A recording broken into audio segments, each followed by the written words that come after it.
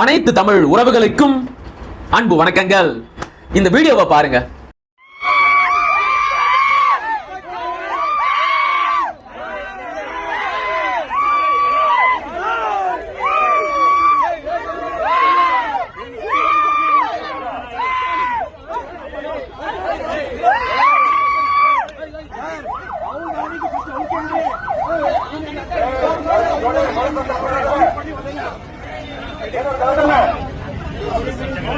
பாத்தீங்களா, இது எங்க நடந்துச்சு தெரியுமா? பெங்களூர்ல.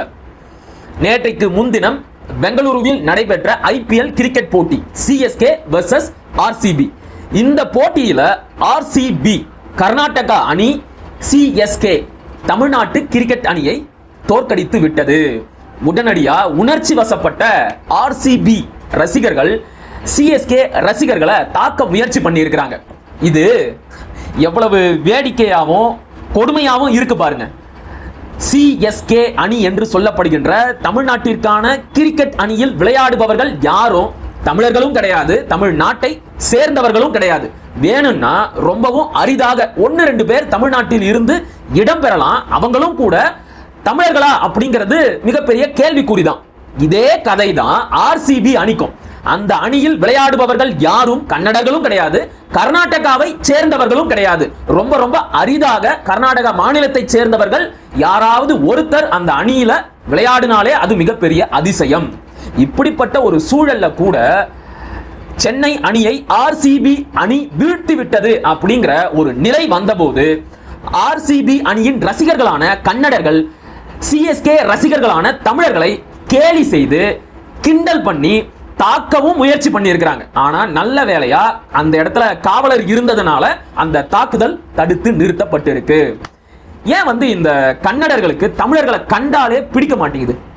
ஏன் அவங்க இந்த அளவிற்கு நம் மீது ஒரு இன வெறுப்பையும் இன வெறியையும் உமிழணும்? அந்த அளவுக்கு நாம என்ன மிகப்பெரிய ஒரு பாவத்தை பண்ணிட்டோம்? நாம நம்ம இஷ்டத்துக்கு ஒரு விளையாட்டை பார்த்து ரசிக்கிறோம், அது கூட பெரிய குத்தமா? ஏன் இந்த கன்னடர்கள் தமிழர்கள் மீது இந்த அளவிற்கு இன வெறுப்போடையும் ஒரு இன வெறியோடையும் நடந்துக்கணும்? ஒரு 10 ஆண்டுகளுக்கு முன்னாடின்னு நினைக்கிறேன், என்னுடைய நினைவு சரியா இருந்தா 10 ஆண்டுகளுக்கு முன்னாடி நடைபெற்ற உலக கிரிக்கெட் கோப்பை விளையாட்டு போட்டி. அந்த போட்டியில சிங்கள கிரிக்கெட் அணியை இந்திய அணி தோற்கடிச்சிருச்சு.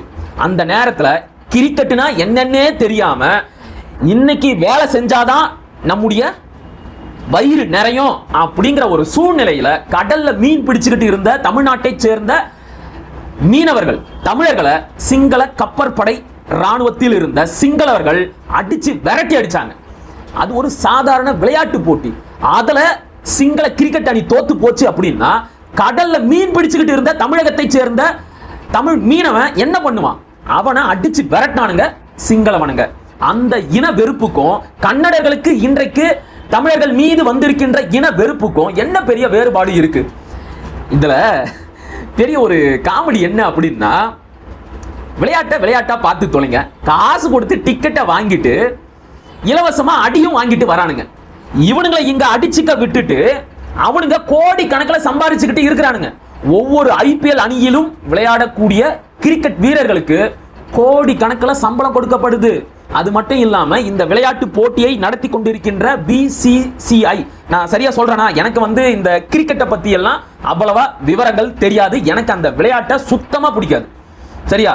ஏன்னா சின்ன வயசுல எங்க அப்பா சொன்னதா எங்க அம்மாவும் மாமாவும் ஒரு விஷயத்தை என்கிட்ட அழுத்தமா சொல்லி என் மனசுல பதிவு பண்ணி இருக்கிறாங்க. என்ன தெரியுமா?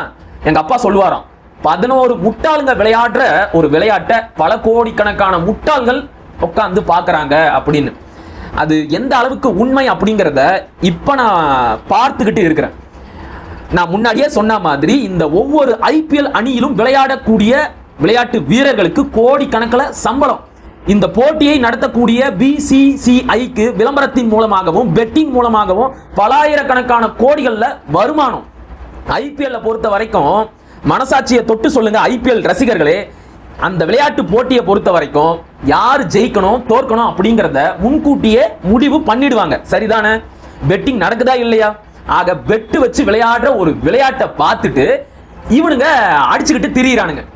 கிரிக்கெட் எல்லாம் ஒரு ஸ்போர்ட்ஸ், ஒரு விளையாட்டு அப்படிங்கிற இடத்தை தாண்டி வியாபாரம் என்கின்ற நிலையை என்றைக்கோ எட்டிடுச்சு. அதுலயும் இந்த IPL எல்லாம் சரியான போங்காட்டம். அந்த போங்காட்டத்தை பார்த்துட்டு இவனுங்க கிடந்து அடிச்சுக்கிறானுங்க, தெருவுல கட்டிக்கிட்டு உருள்றானுங்க. பெட்டிங் விளையாட்டாக இருந்த IPL இன்றைக்கு இன வெறியை தூண்டக்கூடிய ஒரு விளையாட்டாகவும் மாறி இருக்கு. ஆனா எது எப்படி இருந்தாலும், விளையாட்டாக இருந்தாலும் இல்லனா அரசியலாக இருந்தாலும் சரி, கன்னடர்கள் ரொம்ப தெளிவாக இருக்கிறாங்க. இனப்பற்றோடையும் மொழிப்பற்றோடையும் அரசியல் தெளிவோடையும் அவங்க நடந்துக்கிறாங்க. ஆனா அப்படியே தமிழர்களை பாருங்க, இவனுக்கு காவேரியில தண்ணி வரல அப்படின்னாலும் கவலை இல்ல, கர்நாடகாவில் தமிழர்களை அடிச்சாலும் வருத்தம் இல்ல. அவனை பொறுத்த வரைக்கும் CSK கப் அடிக்கணும், தல தோனி சிக்ஸர் அடிக்கணும், அதை பார்த்துட்டா போதும், இவனுக்கு வயிறு நிறைஞ்சிரும், இவன் போயிட்டு மற்ற வேலையை பார்க்க ஆரம்பிச்சிருவான். தமிழர்கள் எந்த அளவிற்கு இன உணர்வும் மான உணர்வும் கெட்டு மானங்கெட்டு திரிஞ்சுக்கிட்டு இருக்கிறாங்க அப்படிங்கிறதுக்கெல்லாம் இதெல்லாம் சரியான எடுத்துக்காட்டு. என்றைக்கு நாம இன உணர்வும் மொழி உணர்வும் அரசியல் தெளிவும் பெற்று வாழ தொடங்குறோமோ அன்னைக்கு தான் உலகத்துல ஒரு தமிழன் மேல கை வைக்கிறதுக்கு மற்ற இனத்தை சேர்ந்தவர்கள் யோசிப்பாங்க. சரியா? நாமளே இங்க ஏமாளியா இருக்கும்போது போற இடத்துல எல்லாம் அடி வாங்கிட்டு தான் வருவோம். விளங்குதா? அடுத்ததா அண்மையில் நடந்த சில ஊடக விவாத நிகழ்ச்சியில நாம் தமிழர் கட்சி புறக்கணிக்கப்பட்டதை பத்தி கட்டாயம் பேசி ஆக வேண்டியது இருக்கு. அட, இது என்ன புதுசாவா நடக்குது? ஆரம்ப காலத்துல இருந்தே இந்த ஊடகங்கள் நாம் தமிழர் கட்சியை ஆதரிச்சதும் கிடையாது, எந்த ஒரு முக்கியமான விவாதத்திற்கு நம்மள கூப்பிட்டதும் கிடையாது. இப்ப என்ன புதுசா இதை பத்தி பேச வேண்டியது இருக்கு அப்படின்னு யோசிக்கிறீங்களா? ரைட்டு தான், உண்மைதான். இதுக்கு முன்னாடியும் சரி இதன் பிறகும் சரி தமிழ்நாட்டில் இருக்கின்ற செய்தி ஊடகங்கள், தொலைக்காட்சி ஊடகங்கள் இவங்க யாருமே நாம் தமிழர் கட்சியை ஆதரிச்சதும் கிடையாது, எந்த ஒரு முக்கியமான விவாத நிகழ்ச்சிக்கு அழைச்சதும் கிடையாது. இந்த நிலை தொடர்ந்து இருக்க போகுது. ஏன்னா தமிழ்நாட்டில் இருக்கின்ற செய்தி ஊடகங்கள் நாம் தமிழர் கட்சியை ஒரு தீண்டாமை மனோபாவத்தோட தான் அணுகுறாங்க.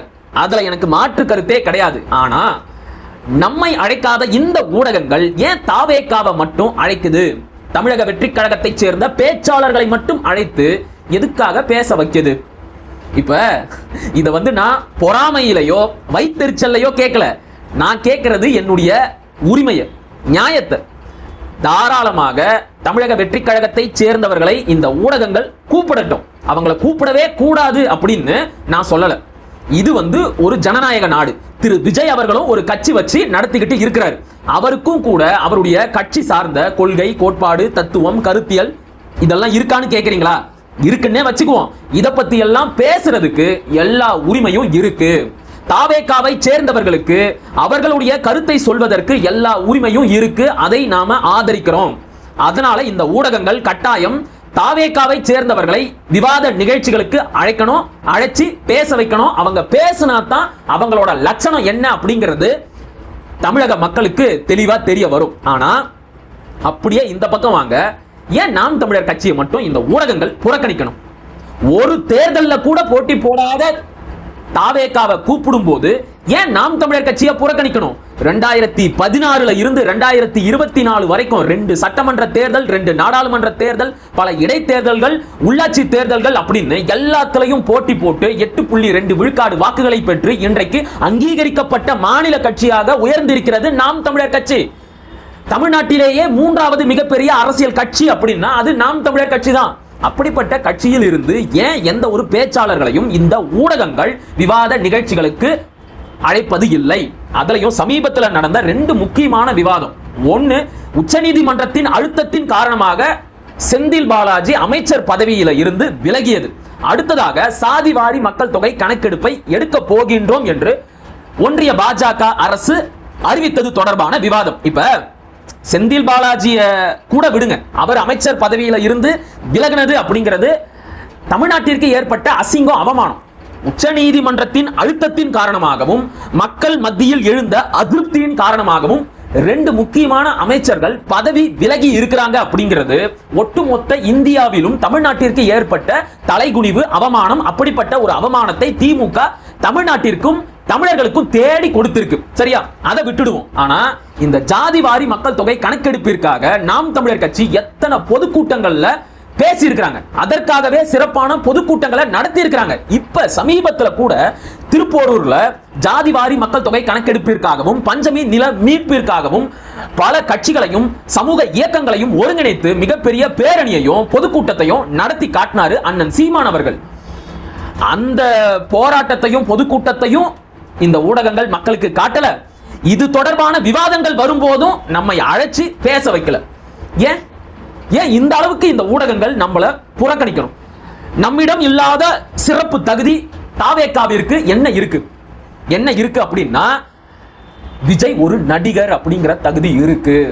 என்னைக்குமே இந்த பியூரோகிரசி, அதாவது அரசு கட்டமைப்பு இருக்கு தெரியுமா, தெளிவா கவனிக்கணும். நான் அரசியல் கட்சிகளை சொல்லல, இந்த அரசு கட்டமைப்பு இருக்கு தெரியுமா, அதற்கும் சரி இந்த ஊடகங்களுக்கும் சரி எம்ஜிஆர் மாதிரியும் விஜய் மாதிரியும் மடத்தனமான தலைவர்கள் தான் தேவைப்படுவாங்க. அவங்களுக்கு என்றைக்கும் மக்களை அரசியல் மயப்படுத்தும் தலைவர்களோ கட்சியோ தேவைப்பட மாட்டார்கள். அதனால தான் நமக்கு இந்த அளவுக்கு ஊடக புறக்கணிப்பு தொடர்ந்து நடந்துகிட்டே இருக்கு. இப்ப மக்களை அரசியல் மயப்படுத்துற தலைவரோ கட்சியோ இருந்தா என்ன செய்வாங்க? அவங்க மக்களை சிந்திக்க தூண்டுவாங்க, அரசாங்கத்தை நோக்கி கேள்வி எழுப்ப வைப்பாங்க. ஒரு கட்டத்துல பொறுக்க முடியாத மக்கள் அரசு கட்டமைப்பிற்கு எதிராக புரட்சி செய்வாங்க. இதெல்லாம் நடக்க கூடாது அப்படின்னா என்ன செய்யணும்?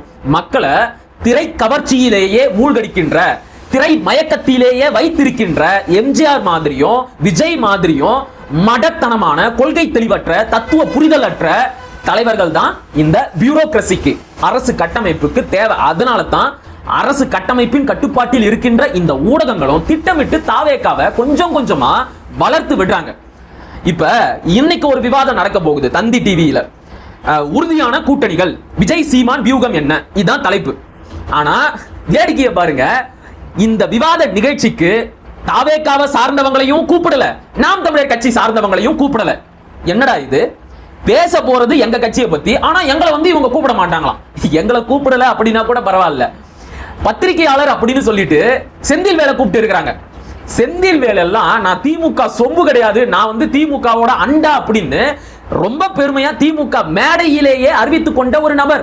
அவரை வந்து பத்திரிகையாளர் அப்படின்னு கூப்பிட்டு இந்த ஊடகங்கள் பேச வைக்குது. இதெல்லாம் என்ன மாதிரியான ஊடக அறம்? இறுதியா அண்ணன் சீமான் சொன்னதையே சொல்லி இந்த காணொலியை முடிக்கிறேன். நெருப்ப ரொம்ப காலத்துக்கு குப்பைய போட்டு மூட முடியாது. நீங்க எவ்வளவுதான் அண்ணன் சீமானையும் நாம் தமிழர் கட்சியையும் அடக்க நினைச்சாலும் ஒரு கட்டத்துல வெடிச்சு கிளம்புற எரிமலை மாதிரி ஒரு நாள் நாம் தமிழர் கட்சி வளரும். அன்னைக்கு அந்த வளர்ச்சியை யாராலையும் தடுக்க முடியாது. விளங்குதா? மீண்டும் அடுத்த காணொலியில் சந்திப்போம். அதுவரை இணைந்திருங்கள். இது உங்கள் நெற்றிக்கண், நான் உங்கள் மகிழன். படிப்போம், பகிர்வோம், பயன்பெறுவோம், கற்போம், கற்பிப்போம், களமாடுவோம். தமிழ் வெல்க, தமிழர் வாழ்க, தமிழ்நாடு வளர்க, தமிழ் தேசியம் மலர்க மலர்க மலர்க. நன்றி, வணக்கம்.